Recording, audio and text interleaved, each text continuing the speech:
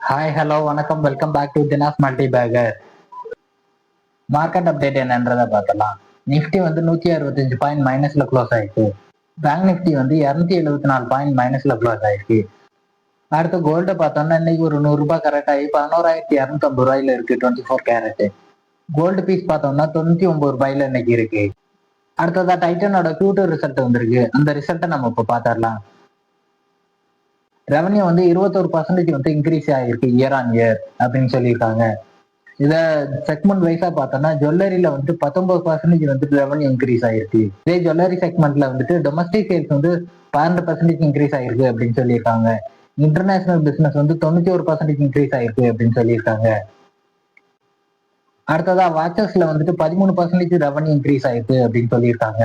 அது இல்லாம ஐவேர்ல வந்துட்டு 8.9% வந்து ரெவன்யூ இன்க்ரீஸ் ஆயிருக்கு அப்படின்னு சொல்லியிருக்காங்க.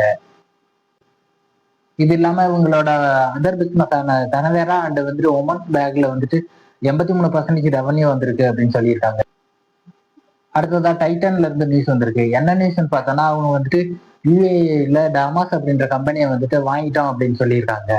ஸோ இதனால இந்த கம்பெனிக்கு என்ன பெனிஃபிட் அப்படின்னு பார்த்தோம்னா, நம்ம இங்க இருந்து யூஎஸ்க்கு வந்துட்டு கோல்டை எக்ஸ்போர்ட் பண்ணோம்னா டேரிஃப் வரும். அதே வந்துட்டு டமாஸ் மூலமா வந்துட்டு அமுனுக்கணும்னா டேரிஃப் வந்துட்டு கட் ஆகும். ஸோ இது வந்து ஒரு நல்ல அப்டேட்டா இருக்கு இந்த கம்பெனிக்கு. பஜாஜ் ஆட்டோல இருந்து நியூஸ் வந்திருக்கு. என்ன நியூஸ்ன்றதை பார்த்தலாம். இவங்க வந்துட்டு கேடிஎம்ல 2007ல இருந்து கொஞ்சம் கொஞ்சமா ஸ்டேக் இன்க்ரீஸ் பண்ணி 75% வரையும் ஸ்டேக் இன்க்ரீஸ் பண்ணி அப்படின்னு சொல்லியிருக்காங்க. அடுத்ததா அல்ட்ராடெக் சிமெண்ட்ல இருந்து ஒரு அப்டேட் வந்திருக்கு. என்ன அப்டேட்ன்றதை பார்த்தலாம். அவங்க வந்துட்டு நியூ பிளான்ட் வந்துட்டு ஓபன் பண்ண ஒன்று பிளான் பண்ணியிருக்காங்க. அதுக்காக வந்துட்டு வெஸ்ட் பெங்கால் கவர்மெண்ட் வந்து 149 ஏக்கர் வந்துட்டு அவங்களுக்கு அலோகேட் பண்ணியிருக்காங்க. ஸோ இதனால வந்துட்டு இவங்க குயிக்கா ஒரு நியூ பிளான்ட் ஒன்று வந்துட்டு ஓபன் பண்ணிடுவாங்க.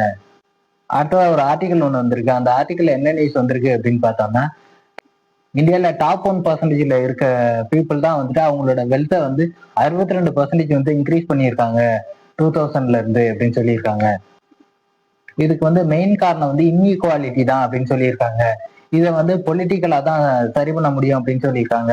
ஆனா வந்து இப்ப நடந்துகிட்டு இருக்க பொலிட்டிக்கல் ஆக்டிவிட்டி எல்லாமே வந்துட்டு டாப் 1%க்கு தான் வந்து ஃபேவரா இருக்கு அப்படின்னு சொல்லியிருக்காங்க.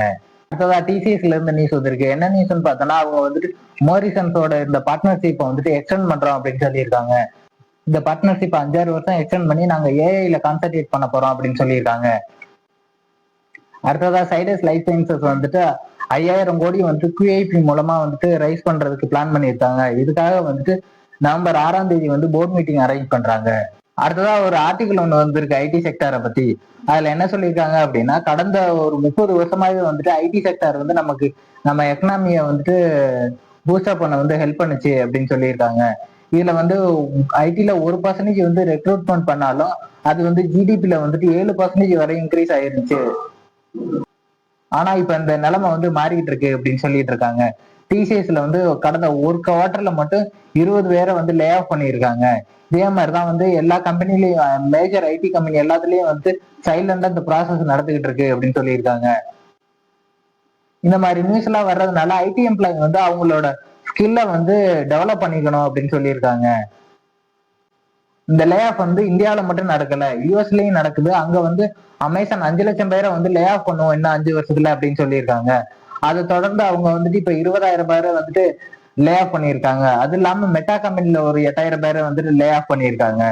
அதனால பார்த்தோம்னா ஐடி செக்டர் எல்லாமே வந்து ப்ரெஷர்ல இருக்கு அப்படின்னு சொல்லியிருக்காங்க. இது வந்துட்டு ஏஐ தான் முக்கியமான காரணம் அப்படின்னு சொல்லிட்டு இருக்காங்க. இந்த பினான்சியல் இயர் முடியறதுக்குள்ள இன்னும் ஒரு 50,000 லே ஆஃப் நடக்கிறதுக்கு வாய்ப்பு இருக்கு அப்படின்னு சொல்லியிருக்காங்க அந்த ஆர்டிகல்ல. அடுத்தது ஐபிஓ வந்துட்டு வரிசையா லிஸ்ட் ஆயிட்டு இருக்கு. ஐபிஓ நியூஸ் என்னன்றதை பார்த்தலாம்.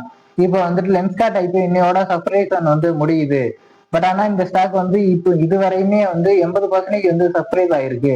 ஸோ இந்த ஸ்டாக் வந்துட்டு 460 லிஸ்ட் ஆக சான்சஸ் இருக்கு. அப்படி 460 லிஸ்ட் ஆச்சுன்னா வந்து லிஸ்டிங் 14% வரையும் கிடைக்கிறதுக்கு வாய்ப்பு இருக்கு இந்த ஸ்டாக்ல.